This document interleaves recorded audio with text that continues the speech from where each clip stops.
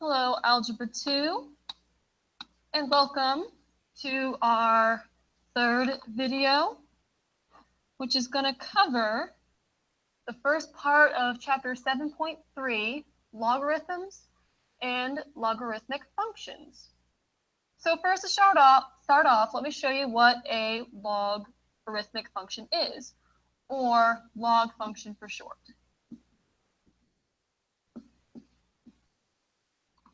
So if we let b and x be positive numbers, and such that b is not equal to 1, the logarithm of x with base b is denoted as log base of x. So I'm just going to go ahead and write that down here. Log with the base of b of x. Log base b of x.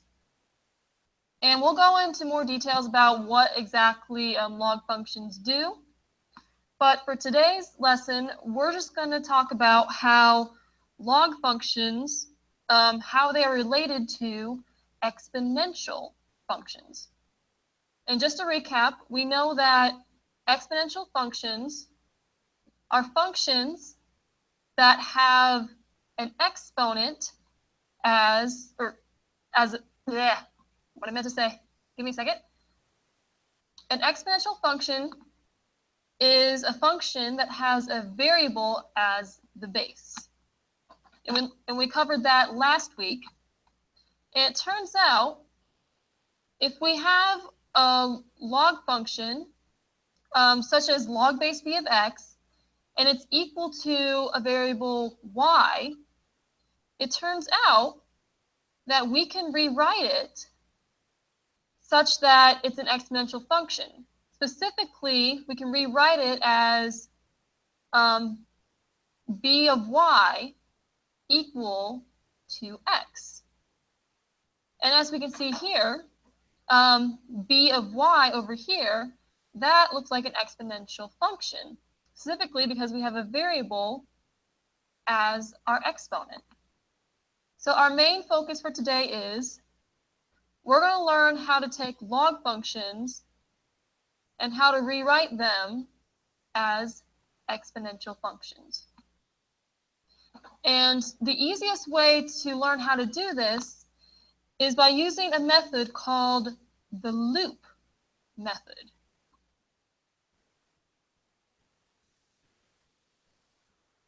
And in the next two examples, I'll show you exactly how the loop method works, so that we can rewrite log functions as exponential functions.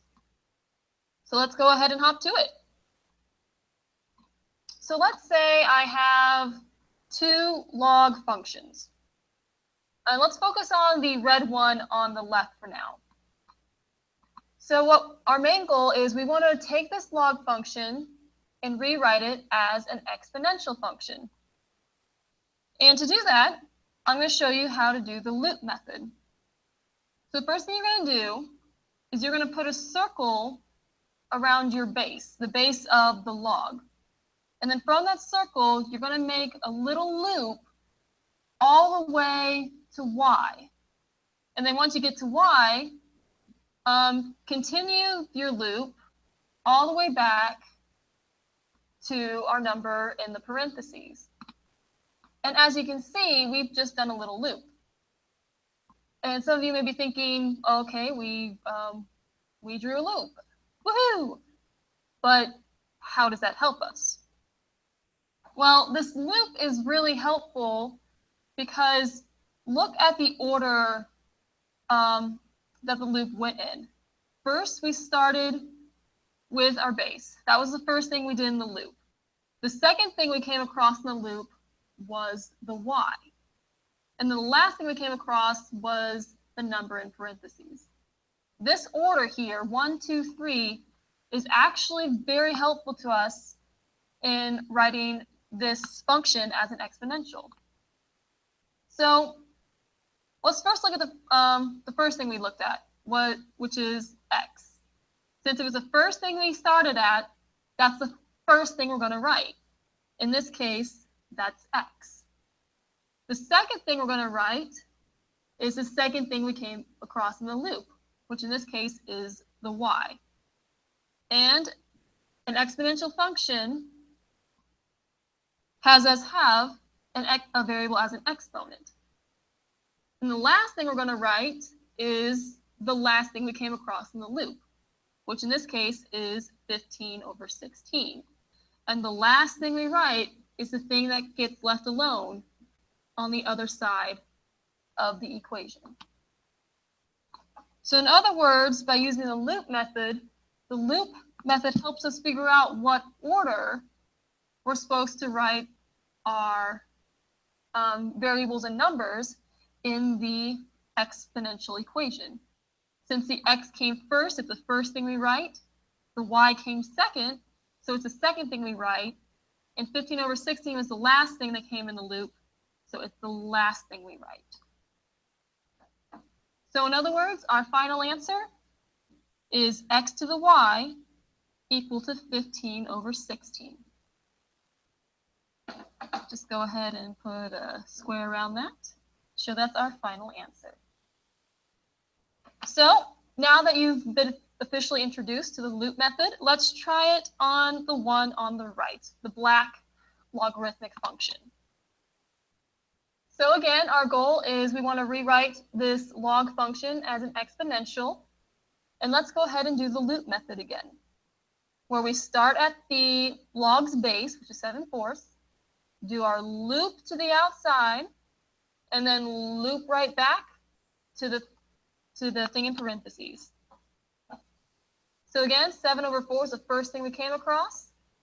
The y was the second thing the loop came across, and then x was the last thing. So since the 7 over 4 was the first thing we came across, let's write that. That's the first thing we'll need to write. The second thing we came across was the y. So the y is what gets written second, and it's written as an exponent. And then the last thing we write is the number or the variable in parentheses, which in this case is x. And voila, there you have it. We have our log function rewritten as an exponential function. So I'll have two more examples to show you just how to use the loop method before we move on to an example you try on your own.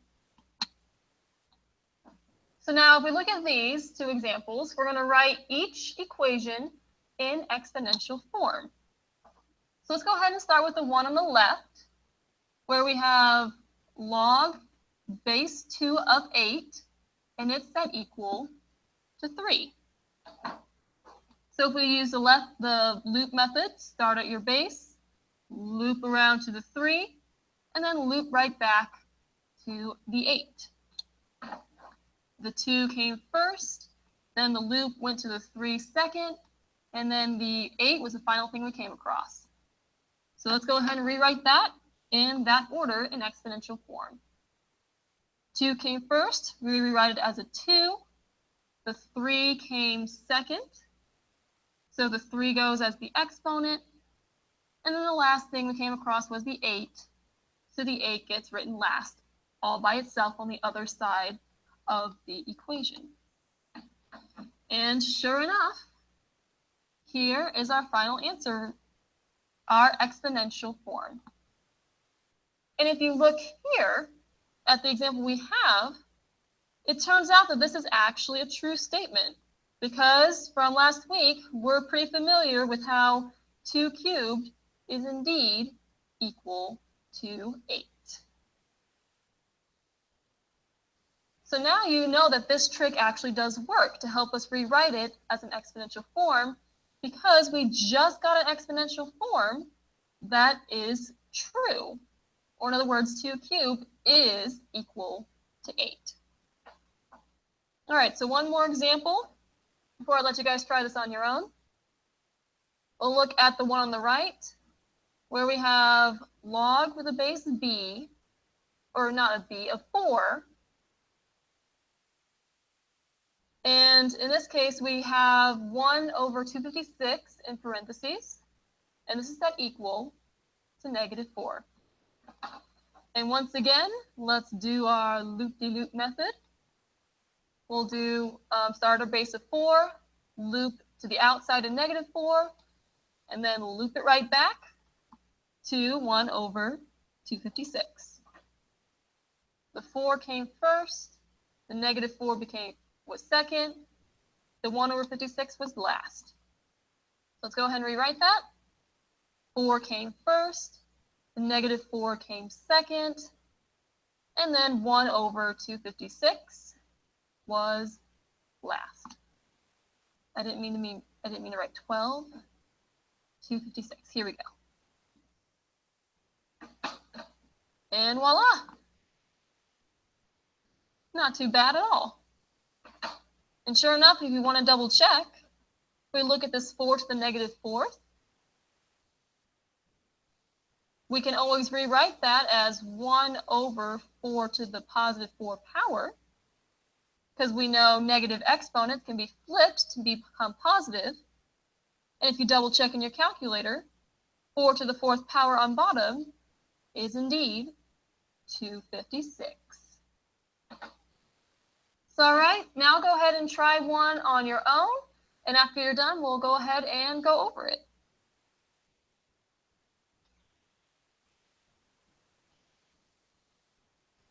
All right, you should be done with your Ed puzzle question by now. If you got it correct, good for you. If not, let's just do the loop method again. So if we look at 1a, we have log base 4 of 16, and that's equal to 2. So let's do the loop method. Start at 4, loop out to the 2, loop right back to the 16. So the 4 came first, the 2 came second, the 16 came last. So we'll go ahead and rewrite all those in that order, with the 4 being first, the 2 was second, and the last was 16. And we know this is definitely the correct answer because 4 squared is definitely equal to 16, because 4 times 4 is 16. Now, go ahead and try the last one on your own, and we'll come right back.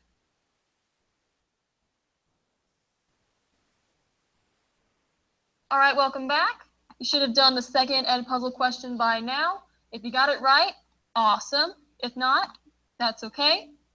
We'll go ahead and go over this last example, and hopefully you can see where your mistake was. So here we have log of base 3 of 729 equal to 6. And let's do the loop method. Start with your base of 3, loop on out to the 6, and loop right back to 729. The 3 came first, the 6 came second, and 729 was last. So let's write them all again in that order. 3 was first, and it's still the base. The 6 came second, so it becomes the exponent, and it gets written second. And then the last thing that came across in the loop was 729. So this is our answer. Our equation rewritten in exponential form. And if you want to double check, go ahead and put 3 cubed, or not 3 cubed, 3 to the power of 6 in your calculator, and you will find, sure enough, that it is equal to 729. So we know that we have the correct answer. So I hope this was informative on how to rewrite logs as exponential equations. If you have any questions or concerns, go ahead and write those questions down and bring them to class tomorrow. And for tomorrow in class, here is our assignment to help us practice the loop method. You can go ahead and get started if you like.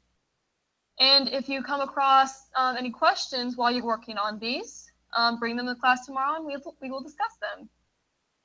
And with that, the video is over, and I will see you all tomorrow. Always tomorrow, always tomorrow.